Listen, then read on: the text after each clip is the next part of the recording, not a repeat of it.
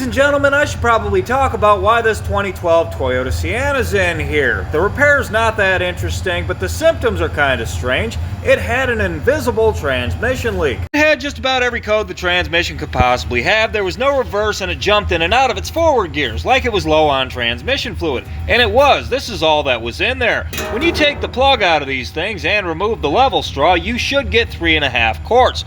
Nothing came out of this, and there was no puddle in the driveway. I did a video of me servicing this transmission a couple of months ago, so I know there was fluid in there. And I know the owner of this van. I'm at their house quite often. Somebody like me would notice a puddle in their driveway. That's my curse. I look for stuff like that even if I don't want to. I notice worn tire tread in the snow. I would notice even small drops of bright red transmission fluid in the snow if they were there. I didn't see anything like that. And outside of how's your van running, I have absolutely nothing to talk about with the guy who's always driving this thing, to which he always responds perfect or great before he finds an excuse to leave, jumps into it, and drives off, and I never see a puddle under it. Because even though it's entirely against my will, 100% involuntary, and trust me, I do not want to, I am always looking for problems. That's why I find so many problems. Had I seen the smallest drop of anything on the ground anywhere near this van, I would have gotten on my hands and knees and looked up underneath of there. So imagine my surprise when this thing rolls in with all of the symptoms of low transmission fluid. And before you guys say, it's not level, you have to check the transmission fluid when it's perfectly level.